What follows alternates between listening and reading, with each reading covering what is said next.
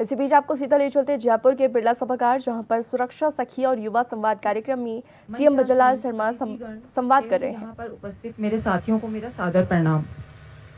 मुझे यह सौभाग्य प्राप्त हुआ है कि मैं आपसे आज रूबरू होकर अपने सांगानेर विधानसभा क्षेत्र की समस्या के बारे में मैं कुछ बताना चाहती हूँ।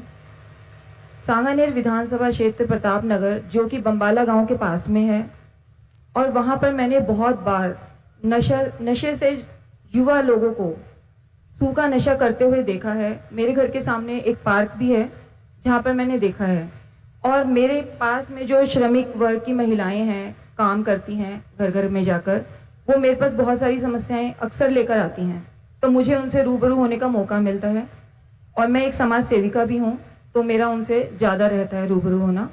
उन्होंने आकर मुझे अक्सर बताया है कि हमारे पति नशे की लत से जूझ रहे हैं और उसकी वजह से अपनी पत्नी पर हाथापाई भी करते हैं, और जिससे कि बच्चों पर बुरा प्रभाव पड़ रहा है। और मुझे ऐसा लगता है कि इस वजह से बच्चे गलत दिशा को पकड़ते हैं, नशे की तरफ जाते हैं। जब माता पिता में आपसी सहयोग नहीं होता तो बहुत बार बच्चों का डायरेक्शन गलत हो जाता है। और इसके अलावा मैंने एक चीज़ और नोटिस की, वो थी बच्चियों की कम उम्र में शादी हो जाना, जो कि हम लोगों को तो नहीं पता। आधार कार्ड नकली बन जाते हैं, बच्चियां जो है मतलब मृत्यु दर ज़्यादा हो रही है और जन्म दर कम हो रही है। बच्चियों के लिए हमें ठोस कदम उठाना चाहिए। जो लोग ऐसा करते हैं, आधार कार्ड में नकली डेट ऑफ बर्थ करवाकर कानून के खिलाफ जाकर ऐसा कार्य करते हैं, मैं चाहती हूँ कि उनके प्रति कार्रवाई हो और कोई ठोस कदम उठाया जाए। और मुझे यह सेवा CLG मेंबर के माध्यम से करने का जो मौका आपने दिया, उसके लिए मैं बहुत बहुत आभार प्रकट करती हूँ, और मैं ये सेवा करने में हमेशा तत्पर रहूंगी। Thank you so much. बहुत अच्छा। देखिए, छोटी सी बात आपसे आकर के किसी बहन ने कहा कि उनके सामने ये परेशानी है।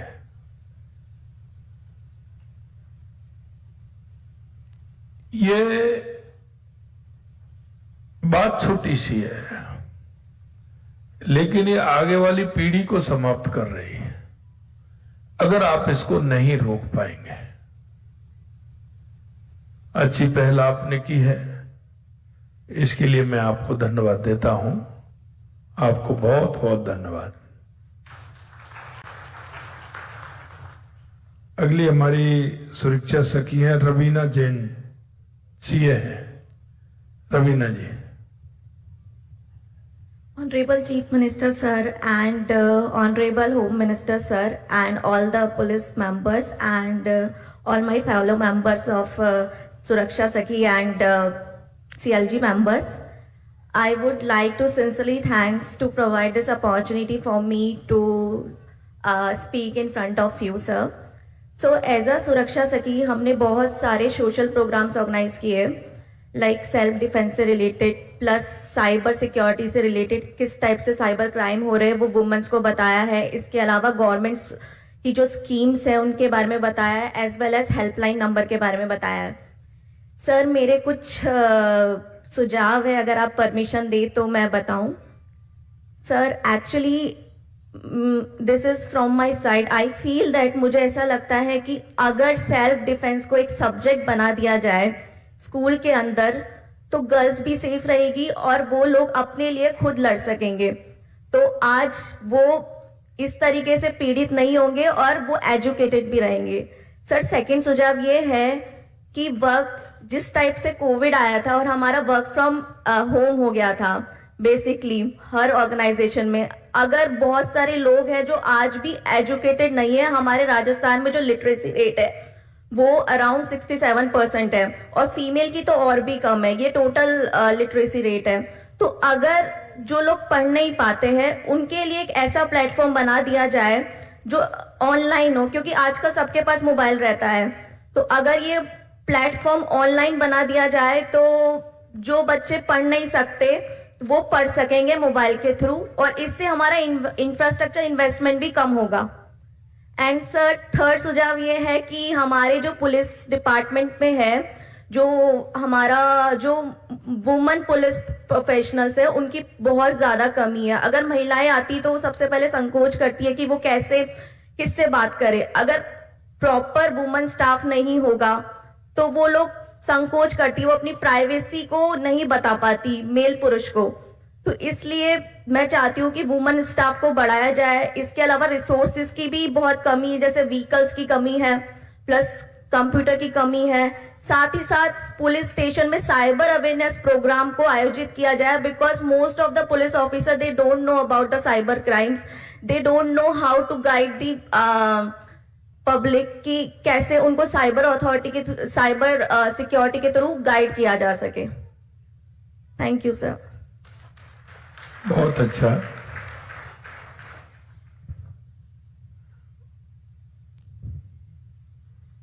रवीना जैन जी ने जो अपनी बात कही है, हम कह सकते हैं कि हमारी सरकार इनके लिए काफी प्रयास कर रही है और हमने साधन संसाधन के लिए भी और मैन पावर के लिए भी और हमारी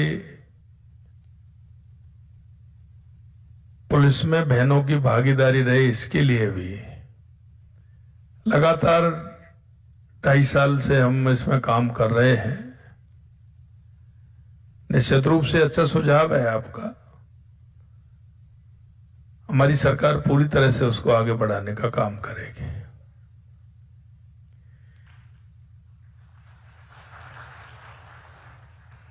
अगला हमारा भाई सीएलजी सदस्य हैं श्री पीयूष जी।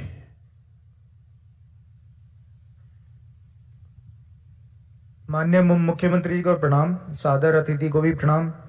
सर, जैसा कि हमारे डीसीपी साहब आदेश दे रहे हैं कि जन जागृति अभियान चल रहा है, उसके दौरान सर अब हम अपने पार्क में, वार्ड में सीनियर सिटीजन को सबको जागरूक कर रहे हैं इस बारे में कि नशे के विरोध में जो भी सूचना मिले वो हमें बताएं। और इसके अलावा सर हम लोग साइबर फ्रॉड के जो भी अभी सबसे ज्यादा केस सर राजस्थान में है अपने, तो उसके लिए सर हम अपने जितने भी वार्ड के, पार्क में, शिक्षा संस्थान में, सब में इसको जागरूक कर रहे हैं कि कोई भी सूचना मिले या कोई भी ऐसी लिंक आए तो उसको ओपन ना करें बिना देखे। और सर हम अपने युवा साथियों के साथ में जा जाके शिक्षा संस्थानों में इसके अभियान को आगे चला रहे हैं। इसके अलावा सर हमने डीसीपी साहब के साथ में पेटी का एक लगाई है जिसमें सूचना आप डाल सकते हैं, जिसमें आपका नाम जो है वो गुप्त रखा जाएगा। उसके लिए हम युवाओं को जोड़ रहे हैं अपने साथ में कि उनका वो जो है डर खुल जाए कि वो पुलिस वालों से वार्तालाप कर सके, कि उनको डर लगता है कि हम उनसे कैसे बात करें। तो उसके लिए हम अपने युवा साथियों को साथ में लेके चल रहे हैं। उसके अलावा सर हमने अभी जन जागृति अभियान के तहत हमारे क्षेत्र में नशीले पदार्थ की बिक्री को लेकर एक अपराधी है, उनके लिए सूचना दी थी, तो हमारे थाना अधिकारी हैं हितेश शर्मा जी, उनके साथ में हमने उसको लेके कार्रवाई करी है। बाकी सर मैं निवेदन करना चाहूंगा आपसे कि थोड़ा सा, जैसे हमारे संबंधी जो थाने हैं उसमें पुलिसकर्मी की मौजूदगी कम है, तो जिसकी वजह से सर आदेश तो मतलब सर की तरफ से, डीसीपी साहब की तरफ से हमें आदेश है कि भाई आप अभियान चलाएं जाके, लेकिन वो शिक्षा संस्थान में जाके हमारे साथ में जाने के लिए पुलिसकर्मी की मौजूदगी थोड़ी कम है। तो वो अगर सर हो जाएगी और थोड़ा सा तो वो सही रहेगा। Thank you. चलिए ये बताइए आप पीयूष जी, बताइए युवा सीएलजी में बहनों को रखना कैसा रहेगा? सर युवा सीएलजी में बहनों का रखना जरूरी है, क्योंकि जो महिला जो है वो मेल पर्सन को इतना नहीं कंफर्टेबली बता सकती जितना वो महिला सुरक्षा जो या सीएलजी वाली जो महिला है उनको बता पाएंगी।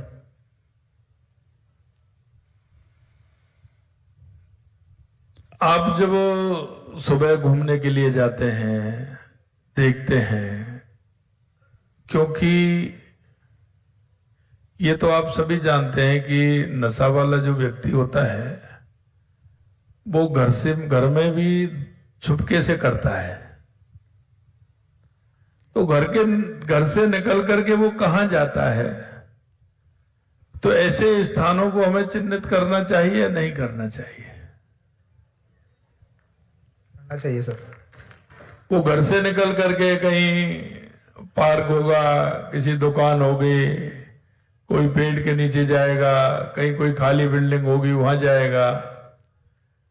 तो ऐसे स्थानों को हमारी जो बीट है, हमारा बीट का प्रभारी रहता है, वहां हमारे सीएलजी के सदस्यों को उन स्थानों को चिन्हित करते हुए समय समय पर देखना चाहिए। क्या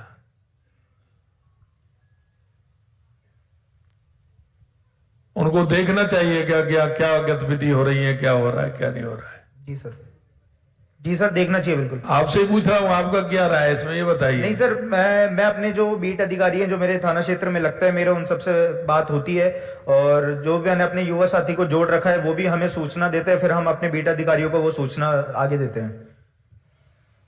चलिए आगे कमल जी हैं, कमल शर्मा जी, आप ये बताइए कि मैं सीएलजी में हूं, उसका मेंबर हूं,